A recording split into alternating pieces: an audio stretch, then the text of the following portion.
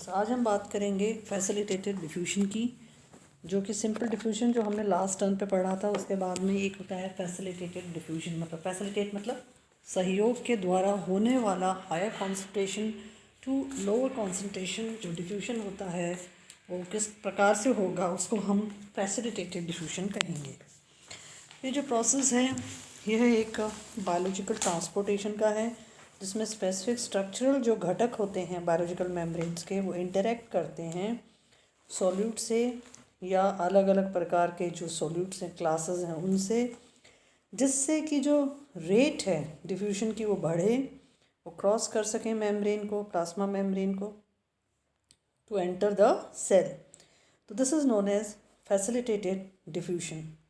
यह एक प्रकार का पैसिव मीडिएटेड ट्रांसपोर्टेशन है, जिसमें पार्टिकल्स या सब्सटेंसेस का ट्रांसपोर्टेशन होता है मेम्ब्रेन से हायर कॉन्सेंट्रेशन से लेकर लोअर कॉन्सेंट्रेशन की ओर। कुछ ट्रांसपोर्ट प्रोटीन्स के माध्यम से होता है। जैसे ही मूवमेंट होता है सब्सटेंसेस का direction of the concentration gradient में, तो कोई भी आवश्यकता नहीं होती है ऊर्जा की, ना ही केमिकल एनर्जी की। इसीलिए इनका जो ट्रांसपोर्टेशन हो रहा है उसको हम फैसिलिटेटेड डिफ्यूजन कहते हैं, क्योंकि ये ट्रांसपोर्ट मीडिएटर्स के द्वारा होता है। अब अगर हम इसको चित्र के द्वारा देखें तो ये आयन चैनल्स और कैरियर प्रोटीन्स के द्वारा होने वाला फैसिलिटेटेड डिफ्यूजन यहाँ पे चित्रित है। आप देख सकते हैं कि बीच में आपके लिपिड बाइलेयर प्रेजेंट है, अर्थात प्लाज्मा मेम्ब्रेन प्रेजेंट है। यहाँ पे प्रोटीन चैनल्स प्रेजेंट हैं और कुछ आपके कैरियर प्रोटीन्स हैं और कुछ आपके आयन चैनल्स हैं। इनके द्वारा क्या हो रहा है, जो बाहरी पदार्थ है वो कोशिका के अंदर प्रवेश कर रहा है। तो कैरियर प्रोटीन जहाँ कॉन्सेंट्रेशन ज़्यादा है बाहर की ओर, बाहर से वो अंदर की ओर मूव कर रहे हैं, या तो आयन चैनल्स के द्वारा या कैरियर प्रोटीन्स के माध्यम से। तो ये जो आयन चैनल्स हैं या कैरियर प्रोटीन्स हैं, ये सेल मेम्ब्रेन के ऊपर अरेंज्ड हैं। इस तरह से उच्च सांद्रता से निम्न सांद्रता की ओर आयन चैनल्स और कैरियर प्रोटीन्स के द्वारा पदार्थों का आदान प्रदान होता है। क्या ट्रेट्स होते हैं फैसिलिटेटेड डिफ्यूजन की? जो लिपिड बाइलेयर होता है प्लाज्मा मेम्ब्रेन का, वो अलाउ नहीं करता है सभी पदार्थों को एक साथ जाने के लिए, क्योंकि जो मेम्ब्रेन है वो कैसा है, हाइड्रोफोबिक। और जो मूवमेंट होता है हाइड्रोफिलिक का और कुछ पोलर मॉलिक्यूल्स का, उनको भी ये मूवमेंट आसानी से नहीं होने देता। कुछ हाइड्रोफिलिक मॉलिक्यूल्स जो कि स्मॉलर हाइड्रोफिलिक मॉलिक्यूल्स होते हैं, वो कॉन्सेंट्रेशन ग्रेडियंट के द्वारा एंटर कर सकते हैं, लेकिन लार्जर नॉन पोलर जो मॉलिक्यूल्स होते हैं उनको आवश्यकता होती है एक सहायक की, एक ट्रांसपोर्ट मीडिएटर की। और ये जो ट्रांसपोर्ट मीडिएटर्स हैं या सहायक करता हैं, ये हैं मेम्ब्रेन कैरियर्स या चैनल्स। ये जो मूवमेंट हो रहा है मेम्ब्रेन का, ये होता है थ्रू टू मैकेनिज़म्स। एक होता है जिसमें कैरियर प्रोटीन्स इन्वॉल्व होते हैं और एक होता है जिसमें चैनल प्रोटीन्स इन्वॉल्व होते हैं। जब आपके चैनल प्रोटीन्स इन्वॉल्व होते हैं तो ट्रांस मेम्ब्रेन जो प्रोटीन्स होते हैं वो एक्ट करते हैं एक छिद्र की तरह, जिससे कि ट्रांसपोर्टेशन होता है मॉलिक्यूल्स का उच्च सांद्रता से निम्न सांद्रता की ओर। अब ये जो चैनल्स होते हैं एक्सटेंड करते हैं प्लाज्मा मेम्ब्रेन में पूरे में, जो कि कनेक्ट करते हैं बाहरी वातावरण को साइटोप्लाज्म से, और बायोलॉजिकल जो मेम्ब्रेन्स हैं अलग अलग आपके सेलुलर ऑर्गेनल्स को, उनको ये रीच करते हैं। कुछ चार्ज्ड आयंस का ट्रांसपोर्टेशन होता है ट्रांस मेम्ब्रेन चैनल्स के द्वारा प्रोटीन कॉम्प्लेक्सेस के सहयोग से। तो जो पदार्थ चार्ज आयंस हैं उनका तो किसके द्वारा होगा, प्रोटीन कॉम्प्लेक्सेस के द्वारा। अब कुछ जो कैरियर प्रोटीन्स हैं, ट्रांसपोर्टर्स हैं या कैरियर प्रोटीन्स हैं, वो एम्बेडेड होते हैं बायोलॉजिकल मेम्ब्रेन में, उनका की यूटिलाइजेशन होता है। ये जो प्रोटीन्स हैं उनमें एक स्पेसिफिक एफिनिटी होती है कुछ मॉलिक्यूल्स के लिए, जो कि एक्स्ट्रा सेलुलर मैट्रिक्स में उपस्थित हैं। ये कैरियर प्रोटीन्स बाइंड करते हैं मॉलिक्यूल्स से, जिससे क्या होगा, जैसे ही ये कैरियर प्रोटीन्स मॉलिक्यूल्स से जुड़ेंगे तो कॉन्फॉर्मेशनल चेंजेस होंगे मॉलिक्यूल्स में। उसके संरचनात्मक जो संरचना है उसमें परिवर्तन होगा, जिसको हम कहते हैं कॉन्फॉर्मेशनल चेंजेस, जिससे कि फैसिलिटेट होगा मूवमेंट मेम्ब्रेन से साइटोसोल की ओर। अब पदार्थ कैसे मूव करेंगे प्लाज्मा मेम्ब्रेन से साइटोप्लाज्म की ओर, कैरियर प्रोटीन से वो जो जुड़ गए हैं। जुड़े कैसे हैं? जब उनके कुछ चेंजेस हुए हैं मॉलिक्यूल्स में। तो इस तरह से ये जो फैसिलिटेटेड डिफ्यूजन होता है, इसमें हम लार्जर प्रकार के मॉलिक्यूल जैसे कि एंजाइम्स हैं, उनका ट्रांसपोर्टेशन इस विधि के द्वारा होता है। अब ये चैनल प्रोटीन्स होते क्या हैं? चैनल प्रोटीन्स एक प्रकार के इंट्रेंसिक या इंटीग्रल प्रोटीन्स हैं जो कि बायोलॉजिकल मेम्ब्रेन या प्लाज्मा मेम्ब्रेन में उपस्थित होते हैं, जिससे कि ट्रांसपोर्टेशन होता है मॉलिक्यूल्स का। और ये जो ट्रांसपोर्टेशन होता है मॉलिक्यूल्स का, ये प्रोटीन्स एक चैनल की तरह, एक टनल की तरह एक निर्माण करते हैं, उसके द्वारा होता है। तो अब ये जो कुछ पदार्थ इससे मूव करेंगे वो ट्रांस मेम्ब्रेन प्रोटीन्स। ये ट्रांस मेम्ब्रेन प्रोटीन्स कैसे होती हैं कि पूरी की पूरी प्लाज्मा मेम्ब्रेन में प्रेजेंट होती हैं और ये आयंस की बनी हुई होती हैं। ये बहुत ज़्यादा सिलेक्टिव होती हैं। कुछ आयंस तो बहुत जल्दी इसमें मूव कर सकते हैं, लेकिन कुछ आयंस इसमें मूव नहीं कर पाते। तो permeable to some, impermeable to others. कुछ स्ट्रक्चरल मॉडल्स के अनुसार ये जो चैनल डायमीटर्स होता है, ये 4 से 5 एंजिस्ट्रॉम्स का होना चाहिए, जो कि विड्थ होती है कॉमन बायोलॉजिकल आयंस की। चैनल्स जो होते हैं कैटायंस को मूव कर सकते हैं, लेकिन एनायंस को ये इनहिबिट कर सकते हैं। या हो सकता है कि एनायंस के एंट्रेंस के लिए अलग अलग परमेबिलिटी हो, या दो आयनिक स्पीशीज़ जिनमें कि सेम चार्ज है उनमें भी परमेबिलिटी अलग अलग हो सकती है। इसलिए वो बहुत ज़्यादा सिलेक्टिव और स्पेसिफिसिटी होती है डिफ्यूजन की। और ये सिलेक्टिविटी या जो स्पेसिफिसिटी होती है डिफ्यूजन की, वो चैनल प्रोटीन्स के द्वारा होती है, जो कि एक प्रकार के इंटीग्रल प्रोटीन्स हैं। और ये जो प्रोटीन्स हैं इंटीग्रल प्रोटीन, इनको क्योंकि ये जो आपके आयंस हैं उनका जो मूवमेंट हो रहा है वो ट्रांस मेम्ब्रेन प्रोटीन्स के द्वारा हो रहा है, तो they are very selective in nature. Channel protein जो होते हैं वो हाइड्रोफिलिक डोमेन्स जो होते हैं इनके, मतलब वाटर अट्रैक्टेंट हाइड्रोफिलिक, कहाँ एक्सपोज होते हैं? एक्स्ट्रा सेलुलर और इंट्रा सेलुलर मैट्रिक्स की ओर। इनमें एक हाइड्रोफिलिक कोर होता है जिसमें कि एक हाइड्रेटेड ओपनिंग होती है मेम्ब्रेन लेयर्स के लिए।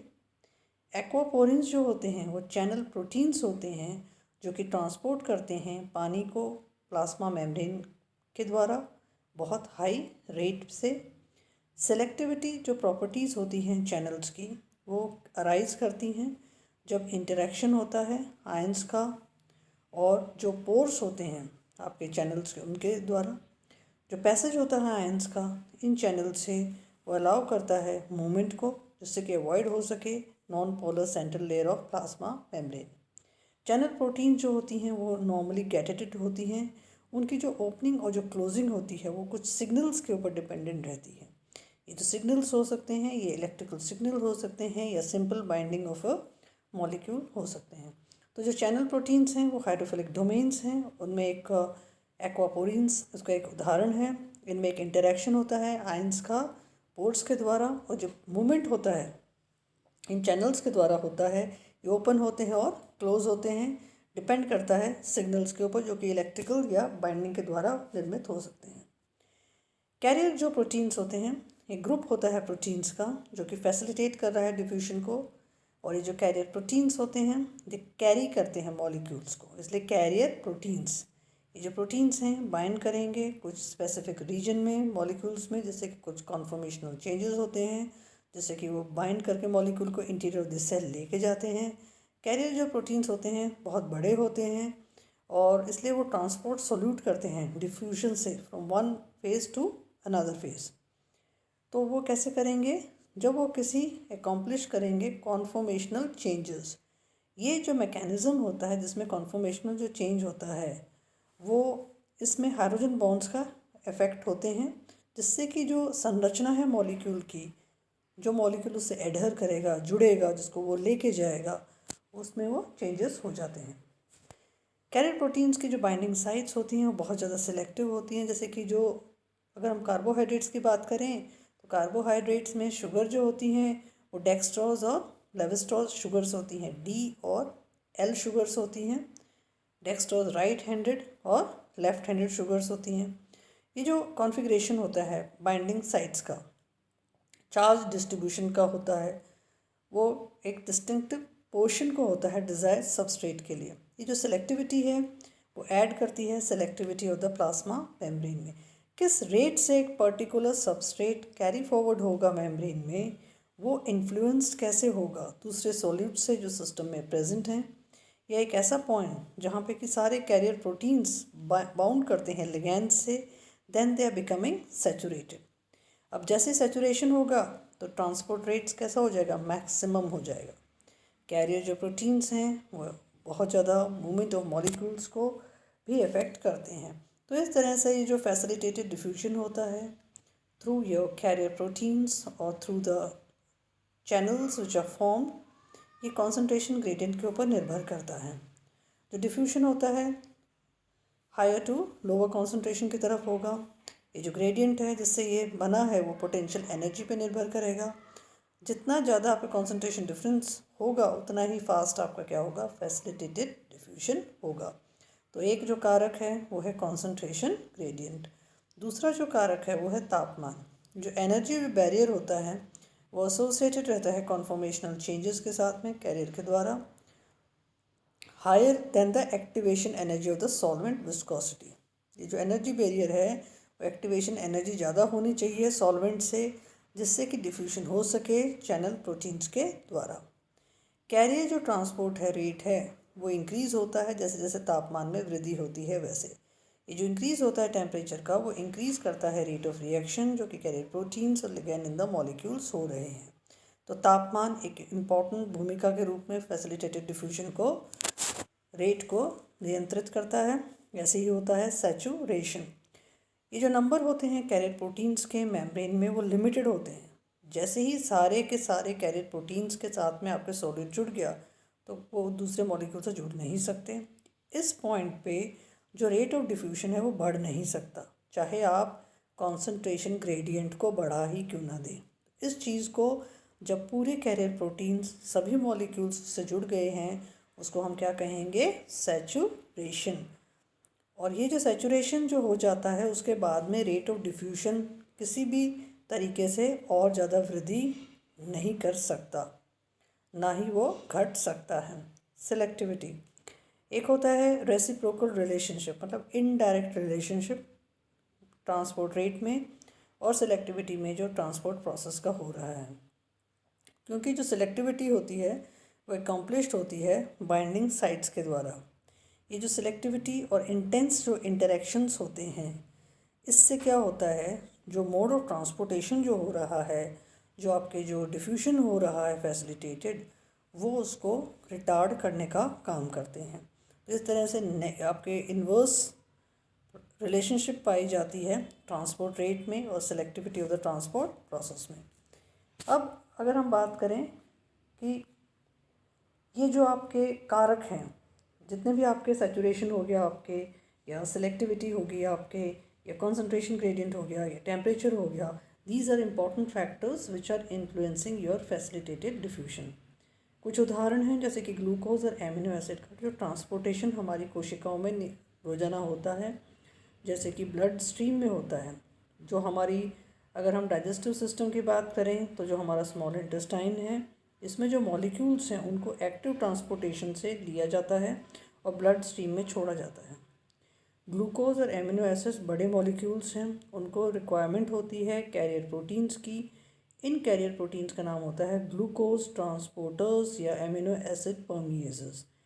अब ग्लूकोज और एमिनो एसिड परमिएजेस किस चीज़ को लेके आएंगे, ग्लूकोज को कोशिका के अंदर लेके आएंगे। उसी प्रकार से एमिनो एसिड परमिएजेस क्या लेके आएंगे, एमिनो एसिड को कोशिका के अंदर लेके आएंगे। तो ग्लूकोज और एमिनो एसिड ट्रांसपोर्टेशन का। उसी तरह से गैस का ट्रांसपोर्टेशन, जो ट्रांसपोर्टेशन होता है ऑक्सीजन का इन द ब्लड और मसल्स, वो भी इसका उदाहरण है। जो हमारा रक्त होता है उसमें आपको पता है जो हीमोग्लोबिन होता है वो एक कैरियर प्रोटीन है। उसी प्रकार से हमारी जो मांसपेशियाँ होती हैं उनमें जो कैरियर प्रोटीन होता है वो होता है मायोग्लोबिन। अब ये जो डिफ्यूजन होता है ब्लड में वो higher pressure on one side of the membrane होता है टू द अदर, तो higher pressure to lower pressure. Similar mechanism जो होता है transportation of CO2 and carbon monoxide का भी होता है। आयन ट्रांसपोर्टेशन भी होता है। आयन्स कैसे हैं? पोलर मॉलिक्यूल्स हैं, वो अपने आप मूव नहीं कर सकते, इसलिए उनका जो ट्रांसपोर्टेशन होगा वो ट्रांस मेम्ब्रेन प्रोटीन्स के माध्यम से होगा, जिनको हम कहेंगे आयन चैनल्स। ये जो चैनल्स हैं बहुत ज़्यादा स्पेसिफिक हैं। स्पेसिफिक आयन्स जैसे कि पोटेशियम है, सोडियम है या कैल्शियम के लिए हैं। ये जो चैनल्स हैं स्पेसिफिक हैं, जिससे कि फास्ट ट्रांसपोर्ट रेट्स होता है, जिसमें कि कोई भी केमिकल एनर्जी की आपको आवश्यकता नहीं पड़ती है।